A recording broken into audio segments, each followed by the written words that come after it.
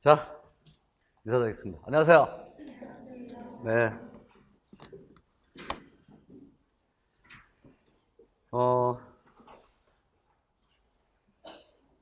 나 교과서 분석반인데,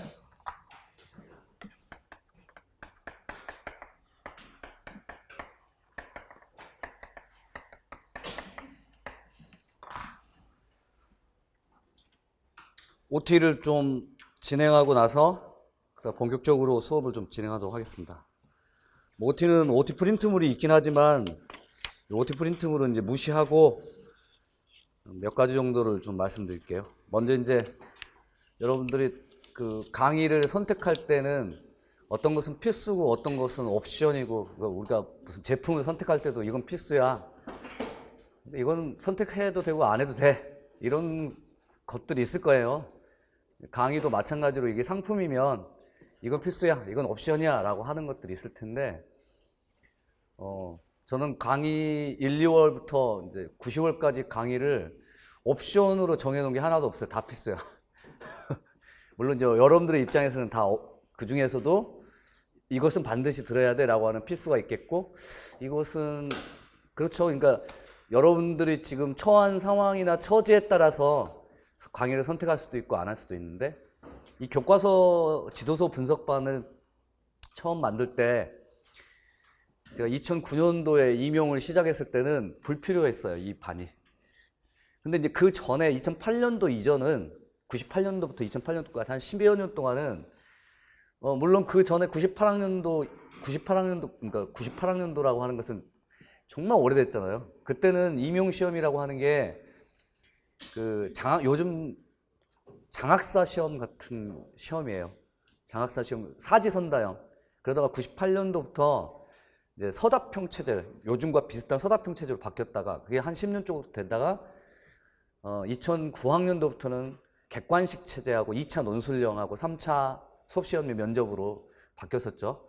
그러니까 그때 객관식 체제 때 제가 처음 임용 나왔을 때는 저 교과서 분석반이 필요 없었다는 게 첫 시험에서 드러났던 게, 교과서하고 지도서가 불필요했던 걸 필요치 않았었어요. 그럼 뭐가 필요했냐면 개론서 읽기를 주장창 했었어야 됐어요. 개론서 읽기. 그래서 그때 당시에는 한국문화통상은 기본이었고, 각종 방통대 출판부에 나오는 각종 방통대 출판부의 저서들이 상당히 수준이 있는데 쉽게 설명되어 있어요. 아무래도 방송통신대학의 교재이기 때문에. 그럼 필수 교재들이 개론서류들을 봐야만, 선택지가 200개예요. 40문항 체제, 오지선다형이니까 그 200개의 선택지가 맞느냐 틀리느냐의 지식들이 있어야 되니까 개론서 읽기를 중심으로 했었어요. 근데 이게 14학년도 이제 서답형 체제로 바뀌면서 문항수도 줄어들고, 거기다가 200개 정도의 선택지를 아느냐 모르냐의 지식이 필요치는 않았어요. 거기다가 14학년도 이후부터 약간 이제 차이가 있다면 14학년도의 초기 15학년도까지예요. 14, 15, 16학년도까지의 이 3개년 정도는 최근 6개년 가운데서 아직 시험 체제가 완성형이 아니었었어요. 그래서 14학년도에는 기입형이 15문항 나왔다가 다음에 10문항으로 줄어들고, 또 한 2년 있다가 8문항으로, 그리고 이제 올해 같은 경우에는 A형에서 B형에서 기입형으로 각각 분리시키고, 이런 식으로 해서 그 완전하게 그 어떤 유형이 안정된 그런 유형들이 아니어서, 그때까지 14학년도 16학년도까지는 그래도 그나마 그 전에 개론서 읽기를 중심으로 했던 게 여전히 남아 있었어요. 지식을 묻는 문제들이 가령 15학년도의 문학사 문제 같은 것들이 대표적이에요. 그런데 시험을 치르면서 느끼신 분들이 뭐냐면, 객관식 체제에서 필요했던 지식들이 많이 필요치는 않았단 말이에요. 문항도 적고, 거기다가 골라내는 문제가 아니라 아는 걸 쓰는 문제이기 때문에, 거기다가 이제 그런 유형도 바뀌었지만 한편으로 또 뭐가 중요했냐면 지문이 나와요. 지문이. 근데 이 지문이 지문을 주고서 지식을 요구한 게 아니라, 지문을 주고서 지식은 보기로 주어지고 너 분석해봐, 너 설명해봐, 너 적용해봐, 이런 문제들이 나오니까 당황스러운 거죠. 그동안에 이제 개론서 읽기를 중심으로 했었던 체제에서는 내가 알고 있는 지식들, 이런 것들을 말하자면 확인하는 정도였다면, 쓰고 적용하고 분석하는 내용들을 쓴다라고 하는 의미에서 보자면, 그래서 적용 분석 문제들이 나옴에 따라서 중시되는 게 뭐냐면, 개론서 읽기에서의 지식들이 아무리 내가 많이 알아도 지문에 적용하고 분석하는 능력들이 없으면 이건 도루묵이야. 그러니까 두 가지예요. 하나는 분석이 중요했고 또 하나는 쓰는 게 중요했었어요. 근데 이제 분석이 중요한 것은 어떤 식으로 그러면 공부를 해야 하느냐. 교육과정을 읽고 개론서를 보더라도 그것이 실제 지문을 다루는 건 아니잖아요. 개론서에서. 물론 이제 어떤 개론서는 실제 사례들이 나와요. 하지만 그 사례들이 드물어요. 사례들이 드물어요. 가령 우리가 공감적 듣기에 대해서 소극적 들어주기는 뭐야, 적극적 들어주기는 뭐야 하고 개론서에 설명돼 있다 할지라도 그것이 소극적 들어주기가 무엇인지를 지문에서 확인해야 되는데 개론서의 내용들은 그것들이 없단 말이죠. 그러면 그 확인해주는 구체적인 그러한 적용과 분석을 위한 도구는 무엇일까? 그래서 이제 교과서반이 이제 중요해진 거예요. 교과서에는 뭐가 나오냐면 지문이 나와요, 지문. 그리고 활동이 나오고. 그러니까 1, 2월 달에 여러분들이 공부했던 것들은 개론서를 중심으로 했다고 보시면 될 거예요. 그러니까 개론서가 뭐 국어교육의 이해에서부터 출발해가지고 국어과 교사학습의 방법, 또 각종 각 강론서 있잖아요. 장문교육론, 독서교육론, 화법교육론 이와 같은 개론서들을 쭉 펼쳐놓으면 뭐 한 5권, 6권, 뭐 7권, 8권 정도 되는데 그 개론서의 내용들을 압축해가지고 1, 2월 달에 이제 배웠다고 보시면 돼요. 근데 이렇게 개론서를 배운 이유가 뭐냐면 3, 4월에 다루는 교육과정에 대한 이해를 위해서예요. 결국 교육과정이란 추상적으로 작성된 국가 수준의 문서란 말이에요. 그러니까 교사들이나 교육행정 당국자들이 반드시 지침으로 삼아야 할 것들이지만 그 추상적인 문서 자체는 임용시험에 출제가 되지 않아요. 주위에서 합격하신 분들 가운데서 왕왕 듣는 소리가 난 교육과정이 뭔지도 모른 채 공부를 했는데 그냥 합격했어. 이렇게 이러신 분도 있어요. 그러니까 교육과정이 직접적으로 출제되지는 않아요. 다만 교육과정은 모든 우리 그 교육 현장에서 모든 교육 현장에서 일하고 계시는 분들이 지침으로 삼아야 할 것들이니까 임용시험에서도 일종의 방향 혹은 지침 용도의 구실을 해요. 근데 이것의 구체적인 이해가 이제 필요한데 교육과정 원문을 가지고서는 이해가 안 돼요. 추상적이기 때문에. 교육과정 원문 해설서를 읽어보신 분들이 많이 느끼시는 거겠지만 한 4줄 정도밖에 안 돼요. 한 성취 기준당. 근데 그 4줄 정도를 이해하기 위해서 필요한 개론서의 내용들은 10페이지가 넘을 수도 있어요. 그 정도로 이제 이해가 필요한 게 교육과정이에요. 그래서 이 교육과정이 목표이긴 하지만 이 교육과정의 목표를 위한 그 전 단계로 개론서 읽기를 우리가 해봤어요. 그리고 이제 남은 게 뭐냐면 개론서든 교육과정이든 모두 다 추상적이에요. 여기에는 지문이 안 나와요. 이론적인 부분, 추상적인 이론들만 나열만 돼 있지, 그러니까 지식으로 여러분들이 가지고 있는 것들. 그래서 구체화되지는 못한다. 그러니까 보통 이렇게 주위에서 스터디를 하거나 아니면은 뭔가를 물어보면 아는 게 많은 분들이 많아요. 수험생들 가운데. 심지어는 저보다도 더 어떤 의미에서 보자면 그 특정 분야, 현대 시문학 가운데서 1930년대 시에 대한 석사학위 논문을 지금 쓰고 계신 분들은 저보다 더 많이 알아요. 깊이 있는 지식들이 있어요. 근데 문제는 그 지식만으로는 인구가 준비가 되지 않는다는 거예요. 그러니까 너가 많이 알고 있느냐를 묻는 지식형 시험이 아니기 때문에 지금 서답형은 그러니까 지문이 나오고 수업 상황이 제시되고 사례가 제시되어서 너가 알고 있는 지식과 이론들을 여기에 적용해봐, 설명해봐, 분석해봐, 이것을 요구하고 있는데 여기에서 이제 끝나는 거예요.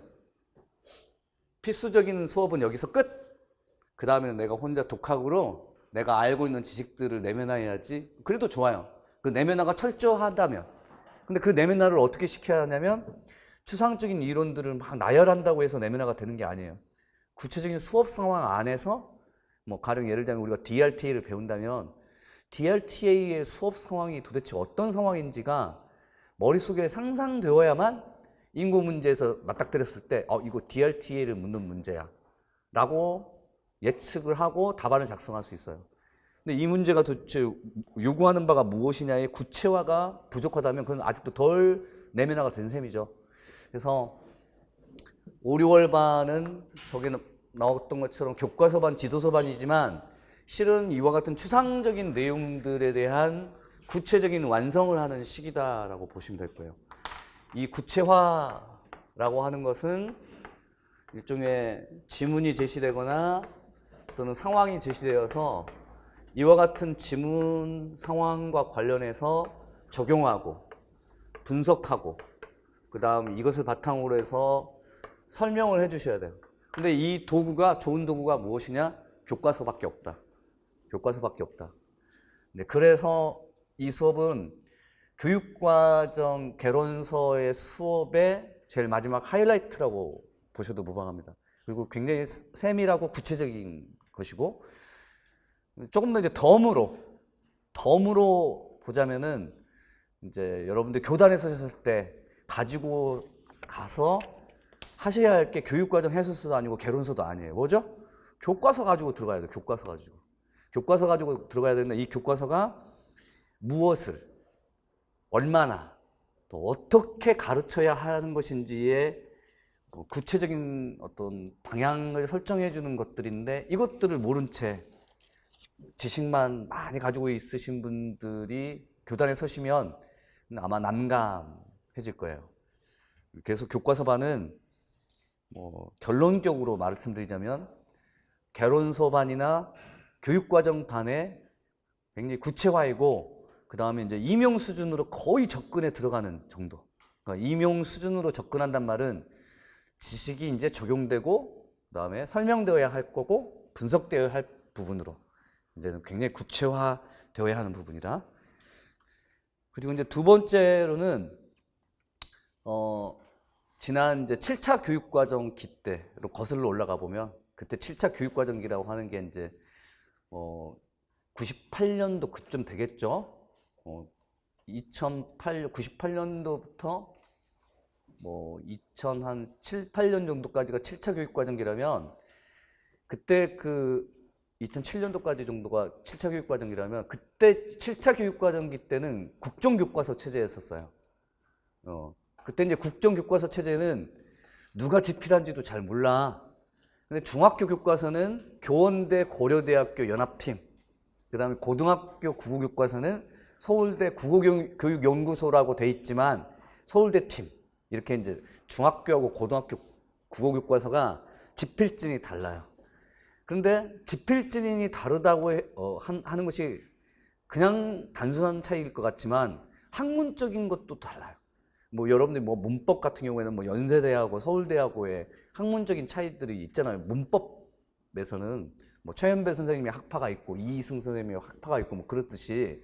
근데 저쪽 이 중학교 교과서에 집필하셨던 분들은 국어교육론을 중심으로 해서 국어를 재편하려고 하셨던 언어 기능주의자들이었고, 서울대 집필진들은 전통적인 국어에 대한 관점이 있으신 분들이어서 교과서의 집필 방향들이 각각 달랐어요. 근데 이제 개정 7차로 들어오면서 2007, 그러니까 8년도 이후에 2007 개정이 이제 적용된 교과서 체제에서는 검인정 체제였죠. 국정이 아니라 국어교과서마저도. 그래서 그때 당시에는 21종 국어예요. 21종. 중1이 21개의 출판사들이 국어교과서를 냈어요. 그때 이제 사설 출판사들이 교과서를 집필할 때 집필자들을 구해야 되잖아. 그래서 이제 교수님들께서 이제 위탁을 했겠죠. 근데 그 교수님들이, 대한민국에 있는 교수님들이 예를 들면 언어 기능 영역에 화법 전공자, 독서 전공자, 작문 전공자 10손가락 안에 꼽아요. 많지가 않단 말이에요. 근데 그 많지 않으신 분들이 각각 이제 사설 출판사의 집필진으로 들어가 계신 거야. 이제 그들이 누구냐면 임용 출제진이에요. 임용 출제진이면서 교육과정 집필진이 교과서를 집필하시는 거예요. 물론 스스로 1단원, 2단원을 집필하신 분도 있어요. 가령 고등학교 2학년 교과서는 직접 집필하세요. 근데 이제 중학교 교과서 같은 경우에는 현직 교사하고 같이 해요. 감수만 하실 뿐이죠. 그럼에도 불구하고 기본적인 교과서의 집필 방향은 이분들이 이제 설정해 주신단 말이에요.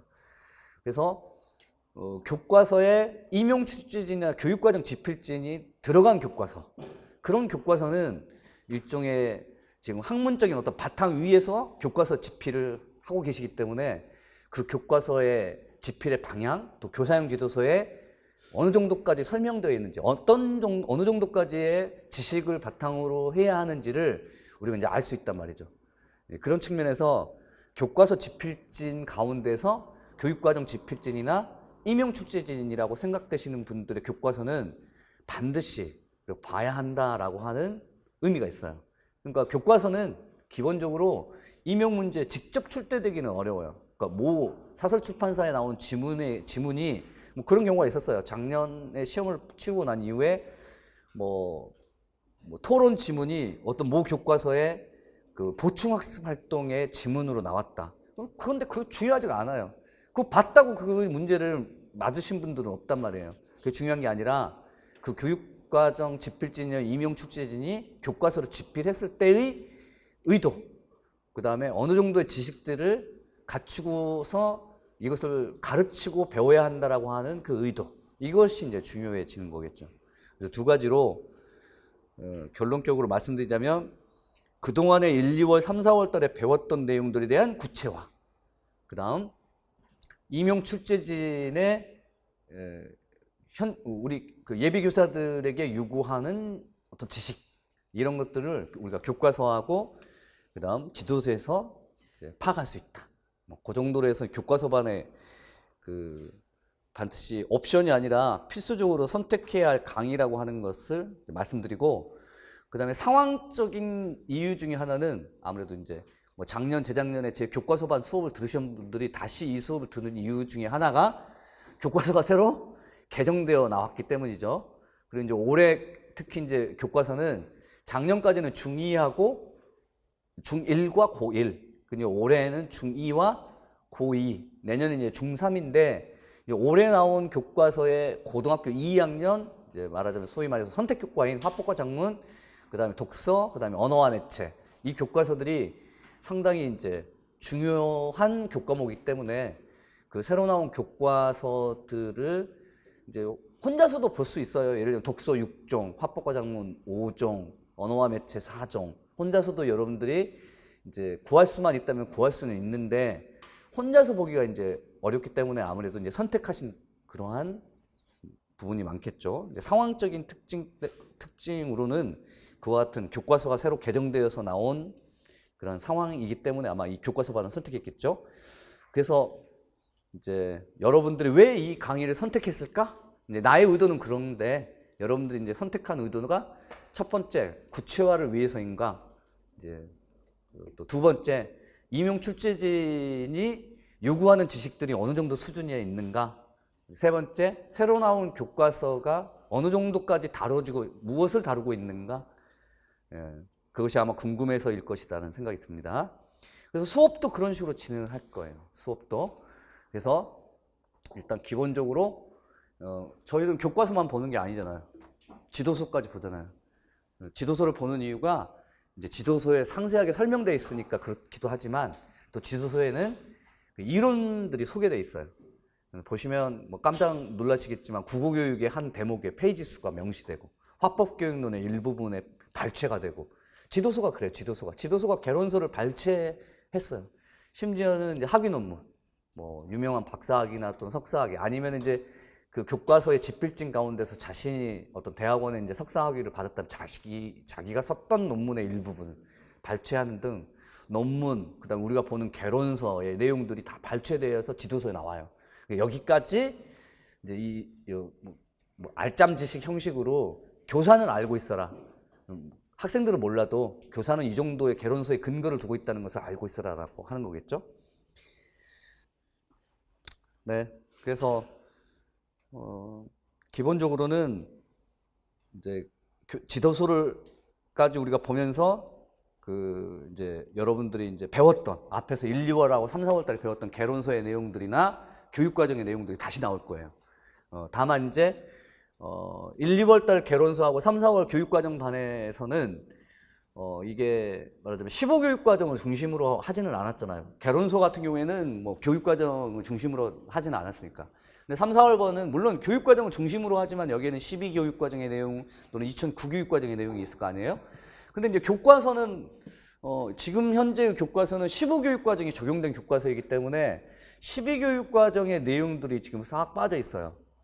그래서 이제 내용들이 상당히 어떤 의미에서 보자면 많지는 않아요. 그러니까 말하자면 우리가 다뤄야 할 교육과정이 15교육과정이기 때문에 이제 그렇지만 그럼에도 불구하고 제가 교과서를 선택하지 않은 이유 중에 하나가 뭐냐면 교재로 특정 교과서를 선택하지 않은 이유가 두 가지가 있죠. 하나는 하나의 교과서를 선택하게 되면 너무 편협할 수도 있어서 어차피 하나를 선택하더라도 나머지 교과서들의 내용들을 볼 수밖에 없는 거고, 두 번째로는 어떤 그 영역에서는 이 교과서가 굉장히 좋아요. 예를 들면 화법과 작문의 모 교과서는 대화 부분은 참 잘 돼 있어요. 근데 설득 부분은 조금 그래요. 그러면 이제 어차피 그 설득 부분이 좀 보완되려면 다른 교과서에서 가지고 와야 되잖아요. 그런 의미에서 한 개 교과서를 선택한다 하더라도 여러 가지 종류의 교과서를 볼 수밖에 없는 것인데, 이제 중요한 것은 무엇이냐면 이 교과서하고 교사용 지도서를 볼 때의 어떤 시각, 눈 이런 것들이 좀 필요해요. 그래서 15교육과정의 교과서를 중심으로 하긴 하지만 또 때로는 12교육과정의 내용들이 필요할 때도 있어요. 그게 말하자면 임용에서 지금 시험 범위, 그러니까 임용에서 말하고 있는 교육과정의 적용 범위가 15교육과정이라면 그건 이 교과서만을 다룰 수는 있어요. 그러나 15교육과정까지이기 때문에 아무래도 12교육과정에서 다뤄지는 그런 내용들을 우리가 안 볼 수는 없다. 그래서 이제 12교과서의 내용들도 프린트물로 가지고 옵니다. 그러니까 특히 이제 15교육과정에서는 빠져 있는 내용들이 있어요. 정말 필수적으로 알아야 할 내용인데, 그러니까 개론서 수업에서 중요하게 다뤄졌던 내용이고, 3, 4월 교육과정반 때도 중요하게 다뤄졌던 내용인데 15교육과정이라고 하는 이유 하나만으로 빠져 있는 게 있어요. 그런 경우에도 이게 교과서 15교과서에서는 12교육과정의 내용들이 다뤄지지 않기 때문에 어쩔 수 없이 12교육과정에 있었던 교과서의 내용들 가운데서 중요한 내용들, 특히 이제 오늘 여러분들 배울 정보전달 발표 같은 경우에 뭐 가령 강연 듣기라고 하는 중요한 성취 기준이 있어요. 강연 듣기. 근데 이 강연 듣기는 15교육과정으로 오게 되면 이게 빠져 있어요. 이 성취 기준이.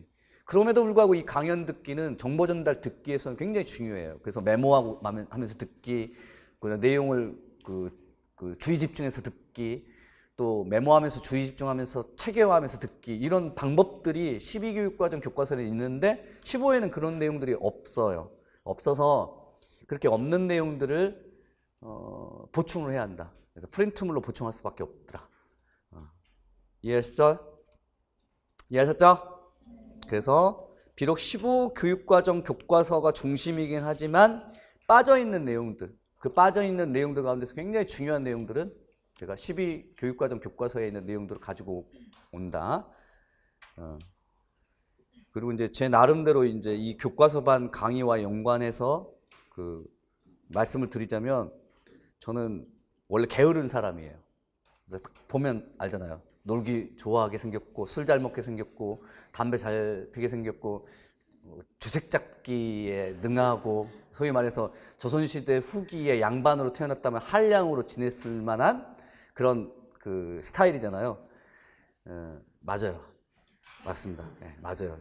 제가 주색 잡기는 아니더라도 뭐 그 소위 말하자면 그 사회적인 관계를 형성하기 위해서 뭐 배우거나 알만한 내용들에 대한, 그러니까 대화에서 끼지 못할 정도의 지식이 없는 것도 아니고, 그렇다고 제가 못하는 것은 또 없어요. 잘하는 것은 아니에요. 예를 들면 골프는 못해요.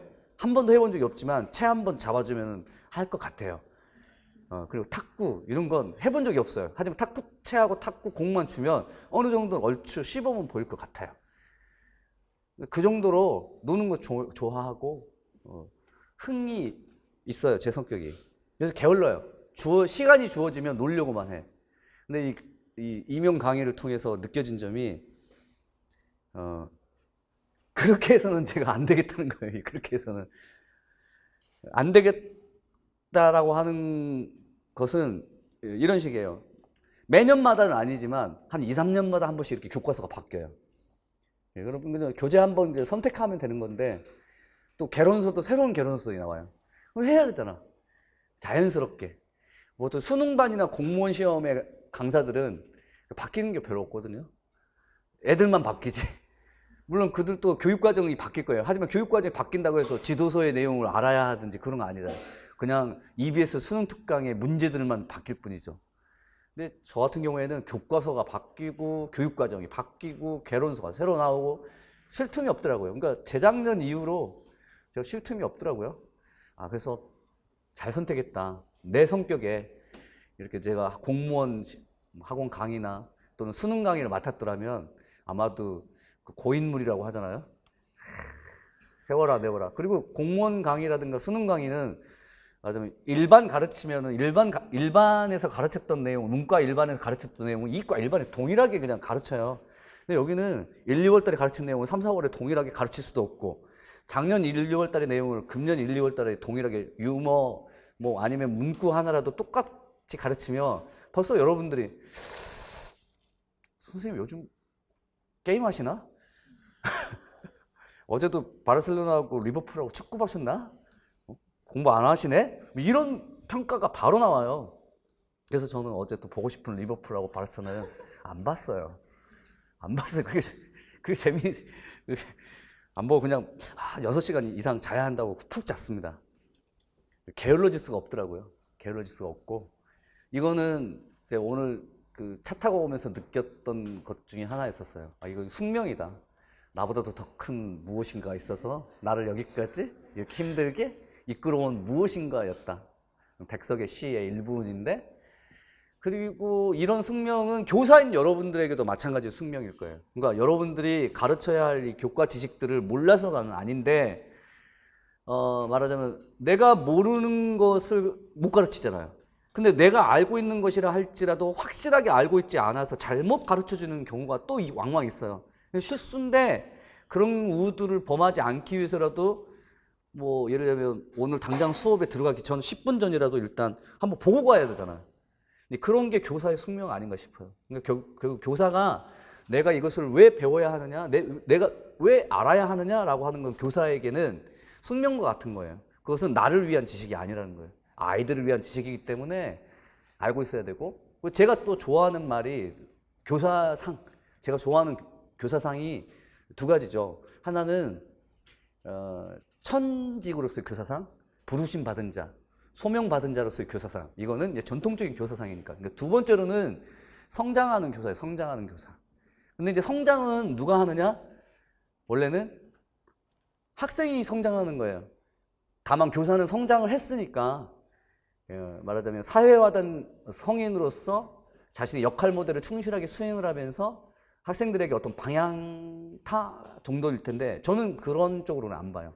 그게 아니라 교사도 성장해야 한다. 그러니까 가르치면서 배운다는 말이 교사에게 적용돼야 한다는 거예요. 교사는 가르치는 자가 아니라 또 동시에 이제 자신도 배워야 돼요. 근데 그 배우는 이유가 뭐죠? 학생과 같은 목적이 아니라 가르치기 위해서 배우는 거예요. 가르치기 위해서. 가르치면서 성장하는 것, 이게 교사 아닌가? 그리고 그런 가르치면서 성장하는 교사를 가르치는 마저도 계속 변화해야 되고 성장해야 한다? 뭐 그런 측면에서 게으름을 피울 수 있는 성격의 내가 계속해서 변화하고 성장해야 한다라고 하는 것이 숙명과 같은 것이다. 뭐 그런 생각을 잠시 택시 안에서 해봤습니다. 자, 여기까지가 이제 OT였고, 그 다음에 이제 OT 자료에 무슨 교재 및 교과서의 성격, 뭐 교과서 단원 구성의 특징, 뭐라도 돼요. 뭐라도 됩니다. 그냥 OT 프린트물이 없으면 좀 그러니까. 그리고 필요하다면 제가 말씀드릴게요. 가르쳐 드릴게요. 중요한 두세 가지만 또 강의 계획안하고 연관지어서 말씀드리면, 7쪽에 이제 5, 6월 국어교육론 강의 계획안이죠. 제가 강의의 목표로 세웠던 게 이 교육과정의 적용 및 구체화라고 하는 점은 아시겠고, 그 다음에 이제 이번에 2015 개정의 화법작문 독서문법, 아니, 독서문법이 아니죠. 독서, 그 다음에 이제 언어와 매체, 거의 잘못되어 있는 수정시키고, 작년에 나왔던 고1하고, 그다음 중1, 그 다음에 올해 나왔던 중2, 모든 교과서의 내용들을 다 다룹니다.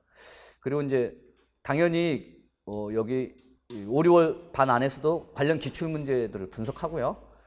그 다음에 이제 형성평가를 실시합니다. 근데 이번에 이제 형성평가는 그동안에 1, 2월, 3, 4월은 기입형 문제가 좀 많았었는데 아마도 서답형, 기입형 반반씩 해가지고 대여섯 문제씩 나올 거예요. 물론 9시 30분까지 여러분들 오셔야 되고, 아니 9시 45분, 9시 45분까지 오셔야 되고 45분부터 15분간 뭐 기입형 2문제 아니면 뭐 서술형 2문제 그래서 5문항 내외로 그렇게 보셔야 됩니다.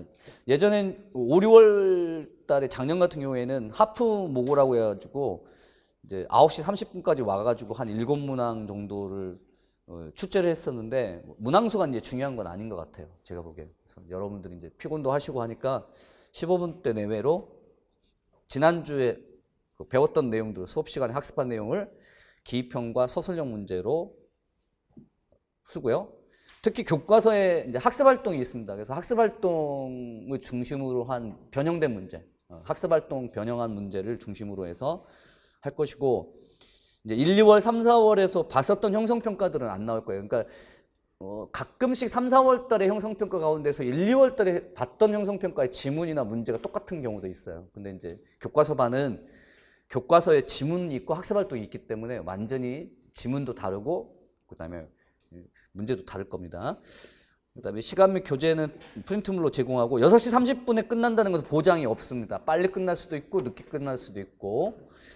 그다음에 수강생 특전으로 5, 6월 반은 3, 4월 반은 제가 6개년 기출해설 특강을 수강생 특전으로 주는데 5, 6월 반은 전공국어 개념어 특강이라고 해서 그 국어교육론 개념어 노트가 있을 거예요. 그 국어교육론 개념어 노트가 17년도에 만들어졌어요. 지금 아마 여러분들 가지고 계신 분들도 있을 거예요. 그래서 그 내용이 새로 출간된 개론서나 아니면 2015 교육과정의 내용들이 전면 반영된 건 아니어서 개정되어야 되고 지금 이제 그 뭐죠?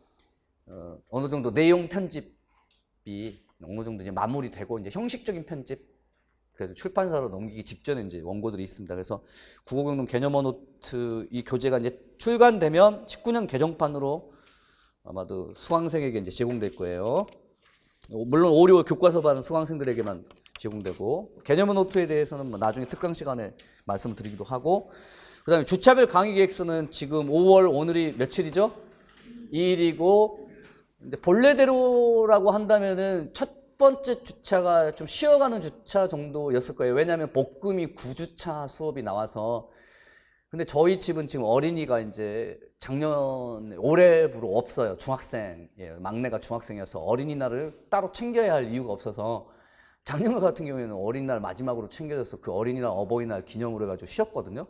올해 같은 경우에는 굳이 없더라고요. 그리고 지금의 그 막내는 지가 중학교 1학년 된 지 몇 달도 안 되는데 막 초딩, 막 PC방에 가니까 초딩 애들 너무 시끄러워서 지가 초딩 때요. 지가 시끄럽게 했으면서 그런 이야기를 하고 있고 뭐 초딩 수준이라고 하고 지는 중딩 진짜 그렇다 치고 자 아무튼 5월 2일 오늘부터 6월 27일까지 9주 수업이 나와요. 그래서 이건 이제 진도하고 이제 관련 지어서 일단 한 주차 정도는 한번 쉬어주겠습니다. 그래서 중간에 6월 6일 정도에 6월 첫 주차죠. 6월 6일 정도에 휴강할 계획이고 이것도 진도에 따라서 만약 못 나가면 휴강 안 하고 만약에 충분히 여기 있는 주차대로 수업을 진행하게 되면 휴강을 그때 이제 좀 쉬었다가 그다음에 이제 7주, 9주, 8주, 9주, 3주간 수업하고 나서 그다음에 또 이제 7, 8월 문풀반 수업으로 이제 달리기 시작하는 거죠. 그러니까 벌써 이제 문풀반이에요. 벌써 얼마 안 남았어요, 여러분. 진짜 6월 1일 정도가 되면 그 예전 같으면 그렇진 않지만 계속 직원이 와가지고 저희는 이제 차장이 와가지고 선생님 강의 계획서 주세요. 보통 저 강의 계획서는 늦게 나오거든요. 학원 강의 계획서가 저는 15일 정도 무렵에 무슨 지금 진도도 다 안 끝났는데 강의 계획서를 벌써 내가지고 학생들한테 마무리도 안 됐는데 새로운 강의를 소개해 이런 경우인데 6월은 그렇지 않더라고요. 1일부터 계속 강의 계획서 달라고 해서 1일부터 걸어놔요. 7, 8월을 위해서. 근데 벌써 여러분들은 5월 말 정도 되면 이제 7, 8월 문풀 분위기가 막 나와요. 그 다음에 또 각종 학원들에서 아마도 6월 달에 전국모고 같은 걸 볼 거예요. 저희 이제 학원도 전국모고, 이번에 특히 유형이 바뀌잖아요. A형이, 논술형이 없어지고 기입형과 서술형 체제인 A형, B유형이어서, 그래서 이제 벌써 문풀 분위기가 6월 달에 확 나요. 그래서 이제 5, 6월 달은 어떤 의미에서 보자면은 벌써 헉하라고 하는 그런 생각도 좀 든 정도일 거예요. 자, 아무튼 6주차에 휴강할 예정이고, 그 다음에 순서는 화법 장문 독서, 이 순서대로 하도록 하겠습니다. 됐죠? 네. 그 다음 프린트물에 대한 설명을 좀 드리도록 하죠.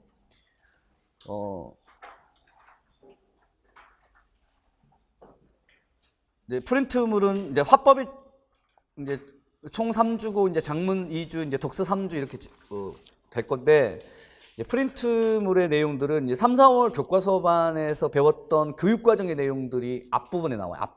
앞부분에 그 교육과정의 내용들이 뭐 예를 들면 인지적 사고과정, 의미공유의 과정, 이거 다 여러분들이 3, 4월 교육과정반을 들으셨다면 이 내용들은 이제 어느 정도 얼추 무슨 내용인지는 아실 거예요. 의미 공유하고 유사한 개념이 상호, 교섭성, 이런 내용들인데, 그런 내용들이 다음 쭉 이제 이런 내용들이 있고, 바로 이제 그 교육과정과 관련된, 그러니까 이때 교육과정은 2015, 2012, 2009 교육과정의 도표들이 이제 있죠. 이건 3, 4월 교육과정 반에서도 이와 같은 내용들이 있어요.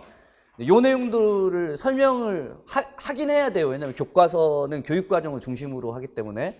그리고 나서 사쪽 부분에는 이제 주요 개념 및 이론 정리, 이것도 아마 3, 4월 교육과정 반에서 보았고, 또 1, 2월 개론서 반에서도 이 주요 개념 및 이론에 대한 의미 공유 과정의 개념이나 상호 교섭성의 개념, 이와 같은 교육과정에서 중시되는 개념들이 잠깐 이렇게 설명될 거예요. 맞죠? 근데 이제 3, 4월 교육과정반과는 조금 다른 차원이 5, 6월 교과서반은 뭐냐면, 여기 나오는 이 사쪽 부분에 나오는 주요 개념 및 이론 정리 부분이 교사형 지도서에 있는 내용들이 여기 안에 들어와 있을 거예요. 3, 4월 교육과정반에는 없었던, 그러니까 모 출판사의 교사형 지도서는 의미 공유를 이렇게 설명하고 있다. 또 다른 출판사에서는 상호 교섭성을 도입하고 있다. 이런 식으로 이제, 그래서 여기가 약간 달라질 것이고, 그 다음에 이렇게 이제 교육과정하고 그 다음에 주요 개념 및 그 이론 정리에 대한 설명이 끝나고 난 다음에는 바로 이제 교과서 내용 확인이 들어갑니다. 그럼 이제 교과서의 내용 확인은 그 제일 위에 이제 활동명이 있고, 옆에 이제 수록 교과서. 다만 이제 처음에 나오는 이 수록 교과서가 지금 명시가 안 돼 있어요. 명시를 원래 이제 해줘야 되는데, 아마도 그 다음 장에는 명시가 돼 있을 거예요. 가령 뭐 17쪽 사회적 상호작용에 그 보시면 이렇게 활동명, 사회적 의사소통행위로서 협업과 장문해가지고 수록교과서, 비상, 고등학교 2학년 이런 식으로 출판사가 이제 명시가 됐을 거예요. 그리고 그 다시 이제 5쪽 부분으로 관련 교과서의 그 내용을 이제 확인하게 되면, 이 관련 교과서의 내용들은 어떻게 이제 구성되어 있냐면, 이제 교과서들마다 차이가 있어요. 차이가 있지만 대체적으로 보자면 일단 본문이라고 하죠. 그 본문, 그러니까 읽기 제재글이라고 하잖아요. 읽기 제재글이 있습니다. 근데 이제 읽기 제재글이 어떤 출판사는, 가령 이제 고등학교 2학년 같은 경우에는 읽기 제재글이 그 개론서에 있는 내용을 그대로 가지고 온 듯한 그런 내용들이 방금 고등학교 비상교과서 있죠? 몇 쪽이야? 17쪽. 네, 17쪽에 나오는 이 비상교과서 같은 경우에는 개론서에서 본 듯한 그런 내용들이 교과서의 읽기 제재글로 나와요. 그리고 또 하나는 이것이 교육과정 해설서를 좀 더 확장시켜 놓은 듯한, 그래서 사실 제가 말씀드렸던 3, 4월 반이 교육과정 반이라면 5, 6월 반이 교육과정의 구체화라고 했는데, 그렇다면 이제 이 교과서를 집필하셨던 집필자들은 이 교육과정을 어떻게 바라보고 있는가, 그것이 이렇게 17쪽에 나오는 사회적 의사소통으로서의 화법과 작문의 특성을 교육과정의 내용을 좀 더 확장시켜가지고 이렇게 쭉 이론적으로 풀어놓은 것이어서 본문글만 읽어도 교육과정에 대한 이해가 아마도 좀 확충되거나 보완될 거예요. 근데 이제 모든 교과서가 이러냐? 그렇진 않아요. 그렇지 않습니다.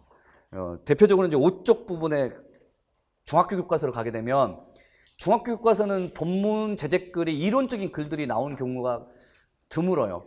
드물고 주로 활동 중심으로 돼 있어요. 활동 중심으로 돼 있는데, 거기가 이제 여기는 지금 만화가 있죠. 원래 이제 우리 임용 시험에서는 이와 같은 만화 같은 것은 나오지 않아요. 여기는 이제 뭐 예를 들면 학생들 간의 대화, 예를 들면 엄마하고 학생과의 대화, 아들과의 대화, 이렇게 대화 나오는데 여기가 이제 오쪽 부분이 그와 같은 대화 장면이라고 보시면 돼요. 두 사람의 대화 장면이에요. 그래서 두 사람의 대화 장면이 주어진 상태에서 이걸 가지고서 의미 공유라고 하는 개념을 이해하는 활동들을 펼치고 있습니다. 그래서 이제 다음 장 넘겨보시면 이렇게 이제 본문글이 대화예요, 대화. 이 지문이에요. 그러니까 여러분들이 제가 아까 말씀드렸던 교과서 반은 지문이 나오고 이 지문에 의해서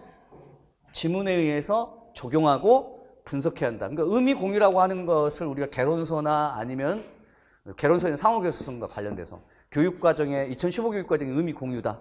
그리고 이와 비슷한 개념이 2009 교육과정의 상호교수성이라고 하는 개념이다. 이런 내용들을 추상적으로 배웠으면 이걸 여기 나오는 엄마하고 아들과의 대화를 통해서 의미 공유를 이 지문에 적용하고 분석하고 의미 공유를 설명해 주는 것. 요 활동들이 이제 이렇게 쭉 펼쳐지는 것이어서 구체화 시켜야 됩니다. 그리고 이제 6쪽 부분에 보시면 가끔 가다가 이렇게 분석이라고 돼 있어요. 이 분석은 이제 지도서에 있는 내용인데 이 지문의 대화에서 반드시 이제 그 설명되어야 할 또는 활용되어야 할 개념이나 용어들이 분석 부분에 설명이 되어 있어요. 가령의 화법에서의 의미 공유란 무엇이다. 근데 지도서를 보면 각종 개론서가 이렇게 발췌에 인용되어 있어요. 삼과화법은 여러분들이 좀 안 들어보신 개론서인데 화법교육론이라고 하는 영락출판사에 나온 개론서 이전에 삼과화법이라고 하는 개론서가 있었어, 박이정에. 그 개론서에서 일부 발췌 인용을 의미 공유에 대한 이렇게 개론서의 내용들을 발췌해서 지도서에 소개되고 있었어요. 그래서 이제 이와 같은 그 뭐 주요 개념에 대한 이해 같은 것들이 이제 분석 부분에 있고, 그다음 밑에 네모칸 부분에 보시면 우리가 그 뭐죠? 상호 교섭성의 지도서 설명이 이렇게 쭉 네모칸으로 나와 있습니다. 이미 배웠던 바예요. 근데 배웠던 바인데 좀 더 이제 지도서에서는 개론서에서 발췌를 한 내용이 있기 때문에 이걸 조금 더 구체화시키는 것 뿐이죠. 이해하셨죠? 네, 그래서 이제 본문글에서 구체적으로 가르쳐야 할 주요 용어들이 분석 부분에 나오고, 그 다음에 이제 바로 이제 학습 활동들이 있습니다. 활동 1, 활동 2. 그리고 이제 활동에서는 바로 옆부분에 이제 활동 의도, 지도 방법, 예시 답안 이런 옆에 있는데, 이런 활동들은 어떤 활동은 그냥 단순한 내용을 파악하는 활동도 있고, 또 어떤 활동들은 이 학습 목표가 의미 공유라면 의미 공유와 관련된 직접적인 활동들이 있어요. 그래서 이런 활동들을 중심으로 하되 이 활동들을 다 보는 건 또 아니에요. 특히나 그 교육과정과 관련되어서 이제 의미 있는 활동들만 제가 보도록 하겠습니다. 그리고 이제 다음 장에는 이제 같은 교과서인데 의미 공유를 크게 이제 뭐 예를 들면 첫 번째로는 뭐 의미 공유의 중요성, 두 번째로는 의미 공유를 하는 방법, 그 다음에 세 번째로는 11쪽에 보시면 의미를 공유하면서 듣고 말하기, 구체적인 상황이 주어진 적용학습, 이런 식으로 해서 지문글들이 계속 나와요. 지문글들이 계속 나오고 그 다음에 활동들이 붙어 있어요. 그래서 여러분들이 이제 이와 같은 내용들을 읽어갈 때는 지문에 대한 분석 능력들을 이제 키워주십사 하는 거예요.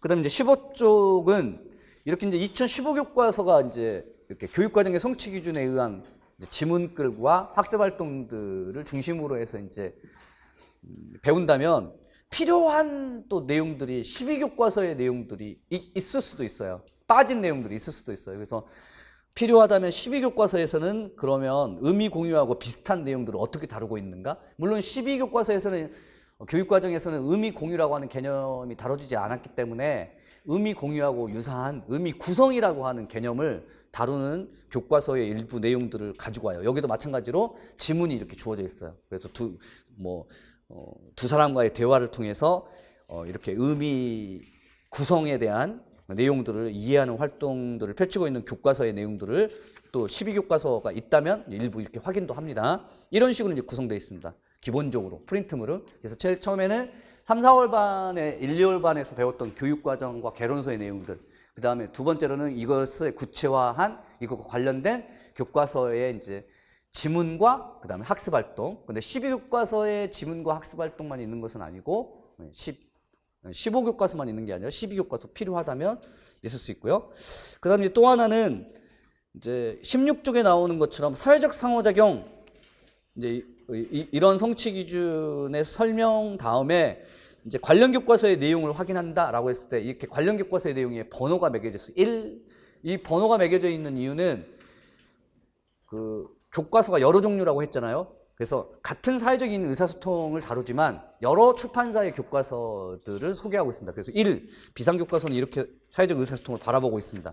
그 다음에 2. 18쪽에 천재교과서에서는 이렇게 사회적 의사소통을 바라보고 있습니다. 그래서 활동, 이런 활동들이 얼마나 같거나 다른지 그런 식으로 해서 화법과 작문은 5종이에요. 그래서 5종 교과서에 나와 있는 내용들 가운데서 이제 가장 여러분들에게 소개해드릴 만한 그러한 교과서의 내용들을 이제 여러 개의 교과서라면 그 여러 개의 교과서의 내용들을 다 보지는 못하고 선택해가지고 여러분들에게 보도록 하겠습니다. 됐죠? 그리고 이제 전체적인 목차, 이 전체 목차는 그 개론서반이나 교육과정반에서의 목차하고 똑같아요. 그래서 화법 하게 되면 화법의 본질과 특성, 이 화법의 본질과 특성 안에는 다시 화법의 특성 안에는 다시 두 가지로 인지적 사고과정으로서의 뭐 의미 공유, 그 다음에 사회적 의사소통이나 사회적 상호작용, 그 다음에 화법의 기능, 뭐 자아성장 공동체의 기능, 그 다음에 화법의 본질과 특성이 끝난 다음에는 의사소통 과정의 기능 및 전략, 그 다음에 화법과 뭐 태도, 그 다음에 담화 유형.